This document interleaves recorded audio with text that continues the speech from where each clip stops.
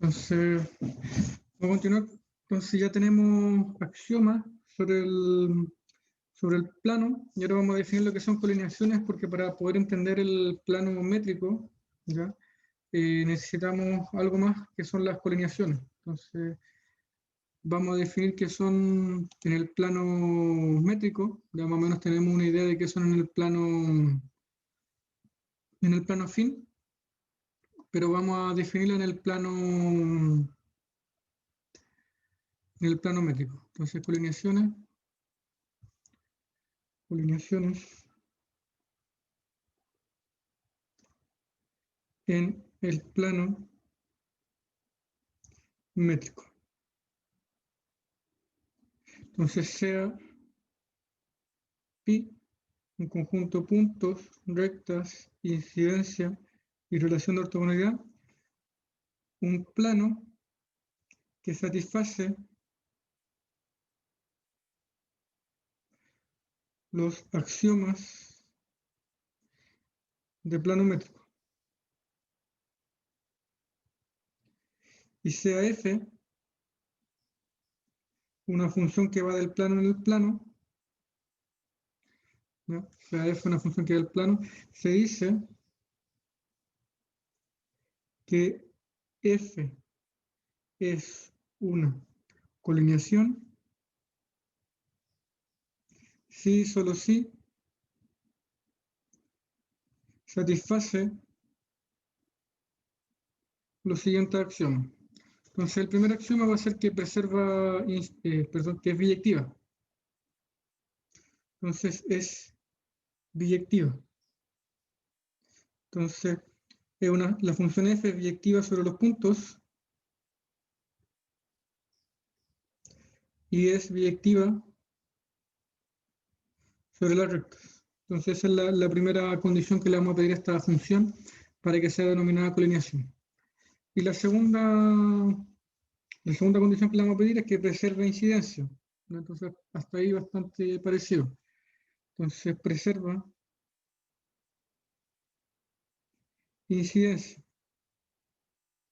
Es decir, que si P incide con L, entonces f de P incide con f de L.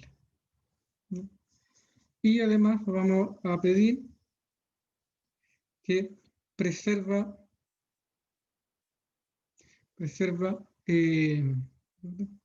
ortogonalidad.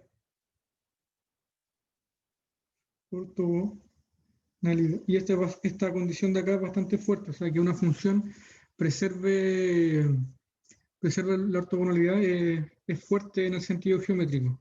Entonces no es una condición, y de hecho de aquí van a aparecer varias propiedades. Entonces, ¿qué significa preserva ortogonalidad? Que si L es ortogonal a M, eso implica necesariamente que f de L es ortogonal a f de L. Entonces ahí van a aparecer una serie de propiedades, ¿no? Con respecto a la última condición. Sentí un micrófono, pero si alguien va a hablar.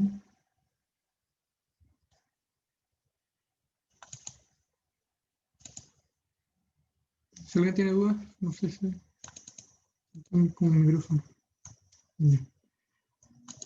Entonces con eso tenemos los axiomas, y al igual que en plano métrico y plano predictivo, o sea, en plano afín y plano predictivo, a esto lo vamos a notar como los automorfismos de pi. Entonces esto es simplemente por notación. Los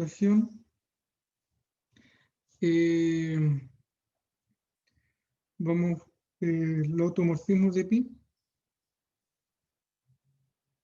va a ser el conjunto de funciones que va del plano en el plano, tal que f es colineación. Y una propiedad, y que ahora va a empezar a tomar un poquito más de fuerza, es que estos automorfismos junto con la composición, tiene estructura de grupo. Tiene estructura de grupo. Entonces, ¿por qué digo que va a tomar un poquito más de fuerza? Porque vamos a poder caracterizar este grupo. ¿Ya? Entonces vamos a poder decir quién es. Entonces, no sé si... Creo que la mayoría de ustedes está tomando el curso de estructura. Creo que en el curso de estructura ustedes no estudian el concepto de grupo libre. Ya, porque digamos, grupo libre es una cuestión bastante fuerte, ya en, en matemática, sobre todo en la parte de teoría de grupo, porque me permite abstraerme de una manera bastante amplia. Entonces voy a hablar un poquito de esa idea, ¿ya? Antes de hacer más énfasis en los automorfismos de pi. Entonces, esto simplemente como comentario, no me interesa que lo entiendan en su totalidad, pero sí es bueno que tengan un poquito de cultura matemática, ¿ya? No solo sobre los cursos que ustedes toman formalmente. Entonces, la idea de grupo libre, ¿ya? Grupo libre es darle estructura a un conjunto de grupos, a cualquier conjunto. Entonces, dado un conjunto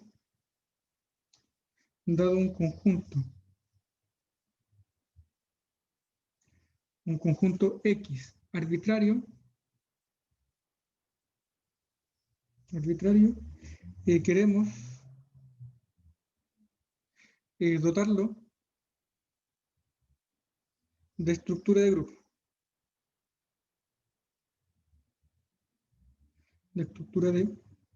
grupo. ¿Ya? Entonces, esta es una idea bastante fuerte. Pensemos siempre en el caso finito.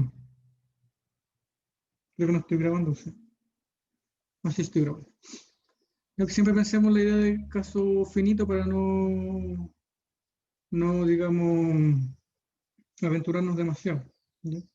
Entonces, lo fuerte de esto es que es un conjunto arbitrario. Entonces, la naturaleza de eso puede ser cualquier cosa. ¿Ya? No solo siempre cuando pensamos en conjunto pensamos en cosas numéricas, ¿ya? O con letras.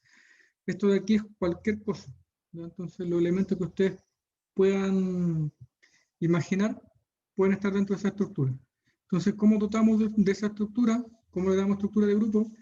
Los elementos de acá, los elementos que están dentro, los vamos a llamar es un alfabeto, ¿no? Lo podemos llamar como un alfabeto, y los elementos van a ser palabras, cuyos elementos, y formamos el conjunto de palabras. Entonces no, entonces, ¿por qué lo llamamos alfabeto? Porque, digamos, lo vamos a representar por letras. Entonces, el conjunto X lo vamos a representar por letras, aludiendo que estas cosas pueden ser de cualquier naturaleza. Y vamos a formar de manera formal, informal, puedo denominar un conjunto X barra.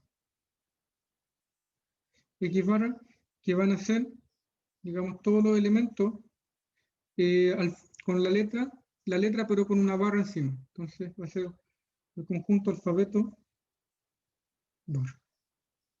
¿Sí? Y vamos a conjeturar, y conjeturamos un elemento E. Y el conjunto que vamos a denotar es el conjunto, digamos, la unión de estos tres conjuntos, ¿ya? X, unión X barra, unión ese elemento E, lo puedo dotar de estructura de grupo, ¿ya? Entonces, podemos dotarlo de estructura de grupo. Entonces, para eso, necesito definir una operación sobre estos elementos, ¿ya? Y la operación va a ser simplemente la juxtaposición, que es poner una palabra sobre otra. Entonces, cualquier elemento de acá va a ser conocido como una palabra. Por eso decimos que esto es un alfabeto, y con eso podemos formar cualquier palabra. Y a eso lo dotamos con una estructura de grupo y la operación, con la operación la juxtaposición. Entonces, ¿qué significa eso? Que voy, cuando yo quiero trabajar, operar dos elementos, es simplemente colocar uno al lado del otro. Entonces, por ejemplo, si yo tengo, si en este elemento, si en este conjunto yo tengo la palabra AD y por otro lado tengo la palabra CD, entonces la multiplicación de esos dos va a ser igual a la palabra A, B, C. ¿Sí? Eso de ahí. ¿Ya? Y la idea de grupo libre es precisamente que van a ser los grupos generados por palabras, ¿ya? Que satisfacen ciertas relaciones. Entonces, un grupo libre es un grupo formado por un conjunto de, vamos a decir que esas palabras las vamos a llamar como generadores que satisfacen relaciones. ¿Ya? Entonces, esa es podrían considerarlo ustedes, buscar la presentación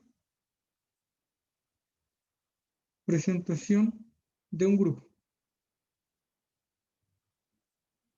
Digamos, hay una idea bastante abstracta,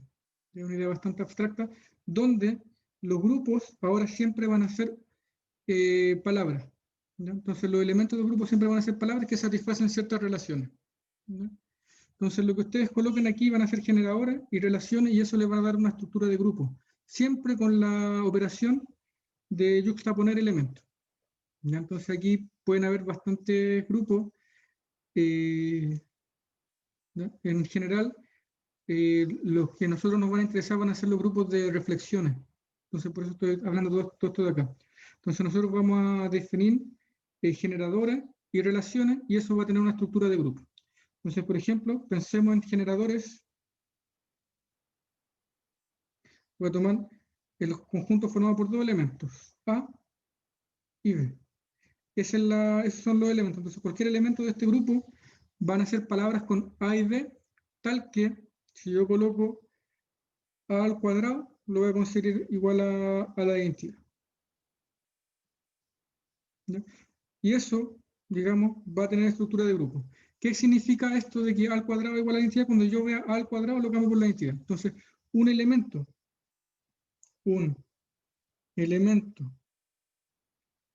del grupo, en este caso del grupo, vamos a llamarlo G, un elemento del grupo G es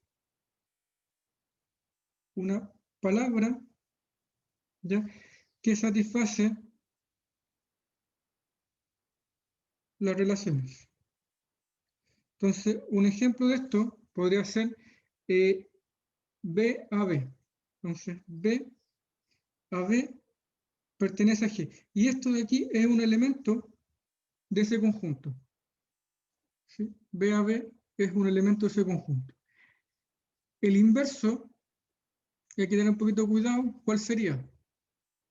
Recuerden que en un grupo tenemos inverso. Entonces, el elemento sería B a la menos 1 a B a la menos 1.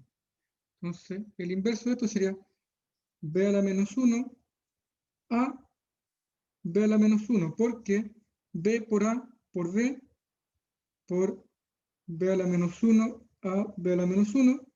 Si yo opero esos dos elementos, me quedaría B a al cuadrado, B a la menos 1. A al cuadrado, por definición, es E. O sea, aquí me quedaría B a la menos 1, y eso es igual a E. Entonces, con eso tengo la idea más o menos intuitiva de qué es el inverso. ¿Sí? Ahora, insisto, esta parte del grupo libre es bastante amplia, bastante grande, pero la idea radical es que un grupo, yo puedo dar una presentación un poco más abstracta, ¿ya? De que simplemente establecerlo como ciertos generadores que satisfacen relaciones. ¿Ya? Y hay una rama bastante amplia en la matemática que lo que busca es encontrar presentaciones de grupo. ¿Ya? Entonces lo que intenta buscar es generadores y relaciones que me definan el grupo. Entonces, de los grupos que ustedes conocen, el grupo diedral pueden buscar una representación. Creo que el grupo diedral de N, no sé si lo estudiaron, no lo estudiaron en teoría de grupo, es que son con A y B, tal que A al cuadrado es igual a E, y B a la N es igual a E. Creo que esa es la presentación del grupo diedral. Y así pueden buscar todas las presentaciones de grupos que ustedes puedan conocer, ¿ya? Ahora, en particular, ¿por qué se estudia eso? Hay una cosa que se llama grupos de reflexiones. Y los grupos de reflexiones están totalmente clasificados. O sea, se sabe cuáles son. Se sabe cuáles son, o sea, es una cantidad finita de grupos. Y son precisamente los grupos que vamos a estudiar en el curso o en la siguiente sesión. Pero es importante entender que por lo menos sepan qué cosa es la presentación de un grupo. Y ahora, yo creo que siento que la idea es, digamos, es bastante abstracta. Una vez que uno conoce, entiende más o menos, quizás este ejemplo de aquí, si ustedes buscan la presentación del grupo diedral, ¿ya? Porque el grupo diedral, cuando ustedes lo definen de una manera bastante geométrica, ¿ya? Entonces ustedes ven los elementos. Sin embargo, la presentación es un poco más abstracta, porque ya deja ese concepto atrás, ya deja la parte geométrica y simplemente se centra en una cuestión netamente algebraica. Entonces, otro grupo que es interesante también estudiar es el grupo de trenza, ¿ya? Que ese también, digamos, tiene varias características. Y de hecho, la presentación que ahí se conoce es la presentación de Artin, ya que me dice cuáles son las relaciones y los generadores, ¿no? Ahora, en general, esto se trabaja bastante porque me da una forma algebraica de trabajar el grupo. Y ahora, insisto, esta parte no es sencilla, pero sí es importante que la entiendan un poquito, ¿no? Porque, digamos, los grupos que van a aparecer ahora van a tener esta forma de anotarse, ¿no? Esta forma de anotarse. Y lo fuerte de esto es que cualquier grupo debería aceptar o cualquier grupo finito es un grupo libre. Entonces van a existir relaciones, van a existir generadores de relaciones que me permiten caracterizar ese grupo. Entonces lo que sigue en las siguientes sesiones es que yo a partir del plano, a partir de las reflexiones, voy a poder caracterizar el grupo. Entonces, este grupo de aquí, que hasta el automorfismo de pi, yo lo voy a poder generar como un conjunto de generadores que voy a llamar R alfa, tal que satisfacen relaciones, ¿ya? Relaciones. ¿Cuáles son las relaciones que van a satisfacer? Cuando veamos la definición de reflexión van a quedar claras.